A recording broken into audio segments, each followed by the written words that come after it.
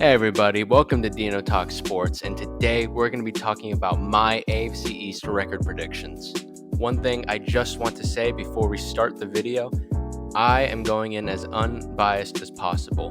I am a Miami Dolphins fan, and I'm a big Miami Dolphins fan, but first and foremost, I am a football fan, and I want to make unbiased content for everybody to watch.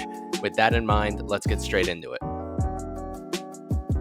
To start us off are the New York Jets, going 4-13 and finishing last place in the AFC East. Now, I hope to not offend Jets fans because I love what they're doing down there. I think they had an excellent offseason, signing tight end CJ Uzomah and quarterback DJ Reed, as well as a great draft, scoring 3 of their top prospects on their draft board in the first round. There is issues, though.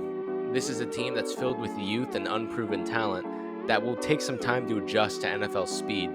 Also, they have Zach Wilson, who I'm a big fan of. He was my second-ranked quarterback coming out of that draft, only behind Trevor Lawrence. I still think he's got that dog in him. However, he has yet to prove that. Yet he struggled last season, kind of picked it up at the end, but we have to remember he's now coming off of an injury that he suffered in the preseason this year. If you look at the bottom right, you're going to see the schedule, where through the first 4 weeks of the season, they play the entirety of the AFC North and go 1-3 in that span, taking losses to the good Ravens team, a good Bengals team, and a solid Pittsburgh team. They do win against the Browns, though, starting Jacoby Brissett in week 2. I don't think it's going to work out too well for them. They then take an L to the Dolphins, the Packers, and the Broncos before actually beating the Patriots at home, and then taking another L to the Bills before the bye. I then have them going 2-6 throughout the last 8 weeks, only beating the Bears and the Seahawks in that span to officially put them at 4-13. For a team that goes 4-13, this is going to be a tough squad to beat. I think they're going to put up a fight every week, and I think they have a phenomenal future right ahead of them. Next up is the New England Patriots, going 7-10. Some people might want to click off this video right now or go straight to the comments and say that I just made the dumbest prediction of all time, but I really don't think so. This is a very, very underwhelming Patriots roster that doesn't have Tom Brady anymore. That's not to say that I don't like Mac Jones, though. I'm a big fan of Mac Jones. I think he's a lot like Tua in the sense, however, that he can't carry a team by himself. He needs help around him, and I don't think he has that this year. He's got a very underwhelming receiving room, with their best receiver probably being Kendrick Bourne. It might be Devontae Parker, but he gets injured so easily that I don't expect him to last a full season. Better yet, this is an offensive line that doesn't look very good, to say the least. They've had struggles in training camp. They've had struggles in the preseason. They had struggles against the backups for the Raiders. This offense doesn't look very good. Defensively, it worries me. They have some pieces such as Christian Barmore, who I love, Matt Judon, who I love, and Kyle Duggar. However, there isn't a lot more than that. Their secondary doesn't look all that great. Jalen Mills is slated to be their number 1 corner, which I hate to tell you is not a phenomenal thing. The only thing that makes me have this team have 7 wins is the fact that Bill Belichick is the head coach. If he wasn't, I might have these guys even lower. They may have finished below the Jets because I believe the Jets do have a better roster overall.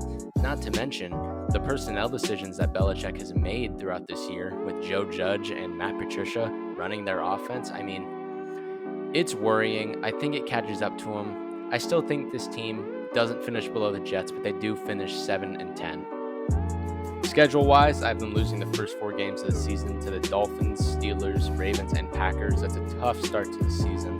They then go on a 3-game winning streak against the Lions, Browns, and the Bears before losing to the Jets away and the Colts at home before entering the bye at 3-6. Then we see them with a win against the Jets at home, a loss to a really good Vikings team, loss to the Bills, win against the Cardinals team, who I don't think will be very good, a loss to the Raiders, a loss to the Bengals, and 2 wins against the Dolphins and the Bills. And the Bills win because, they'll be resting starters for when they get the number 1 seed going into the playoffs.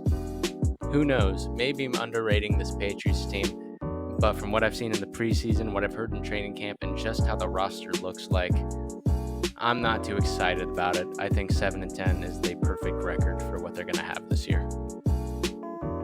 Next up is the Miami Dolphins, going 10-7, looking like a much improved team from last year. Offensively, what's going to determine how good this team is Tua and the offensive line. First, we'll start with the offensive line. We added Teron Armstead to come in and be an anchor on that left side. He's a top 5 left tackle in the NFL. You had Connor Williams, who's going to be playing center for us, and while he has had some snapping issues in practice and the preseason, he's a much improved over Michael Dieter. However, things on this offensive line aren't all sunshine and rainbows. We still have Liam Eichenberg and Austin Jackson, who are young and can improve. However, they were liabilities for this offense last year. If they can keep them up, Tua is going to be able to get the ball to Tyreek Hill and Jalen Waddle, the fastest duo in the NFL and one of the best receiving duos in the league. And the thing with this offensive line is going to determine this offense is how well we can run the ball. Running the ball is a staple in the McDaniel system, and if we can't do that, I'm not sure this offense is going to be able to perform to the max that it can. Defensively, this is a team that lost Brian Flores, which is unfortunate, and it will see a decline, but not by much. They kept DC, John Boyer, and he's going to have much of the same system that Flores had, and I think it'll work with the personnel we got.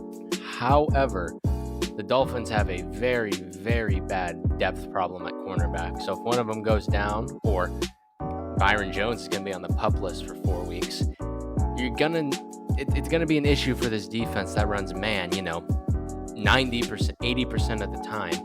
You're going to have a cornerback that's an undrafted rookie or a guy that isn't proven doing man coverage on the team's second best receiver. It's unfortunate, and that cornerback will probably be Noah Igbenogany, who has been underwhelming since he's been drafted, to say the least. This is a team with sky-high potential. You're talking kings of the AFC East kind of potential, but it's also a team that has a really low floor. You're talking, 5-12, 6-11 by the end of this season. I'm going to go the middle ground. I think there'll be some speed bumps, but I think this is a team that's going to make some splashes in the AFC this year, going 10-7 and sneaking into the playoffs.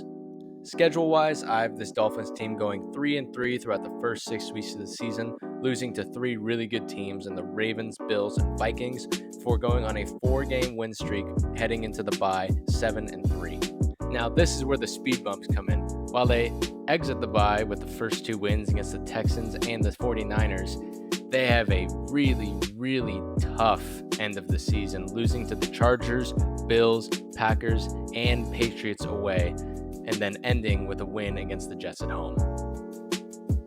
Before we get to the Bills section of the record predictions, I would really appreciate it if you guys could take a minute to like and subscribe to the channel.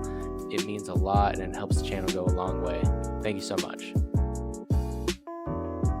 Now we're on to the reigning kings of the AFC East, the Buffalo Bills, who will go 13-4 and be the number 1 seed heading into the playoffs. This Bills team is loaded. They have a good offensive line, one of the best quarterbacks in the league, Josh Allen, a dynamic receiving corps consisting of Stephon Diggs, Gabe Davis, and rookie Khalil Shakir, not to mention Jamison Crowder. Defensively, this was the number 1 defense last year. It's going to be the number 1 defense this year as well, at least close to it, with the addition of Von Miller, who you might say is washed, but he was a big deal for that Rams team that won the Super Bowl last year. The only question mark about this team right now really is punter, because of the, terrible stuff that Matt Araiza did, leaving him out of the league. But questions about another boundary corner were fixed in the draft with Kyrie Elam, as well as running back depth with James Cook being drafted in the 2nd round as well. I'm not going to make some bold prediction that the Jets are going to come out and win the AFC East. No, I'm saying boring, and we're going with the reigning champs, the Buffalo Bills, winning, going 13-4, and they're my pick for the Super Bowl. You're going to see overwhelming offense along with devastating defense. This is a very, very good team, potentially the best team in the entire league.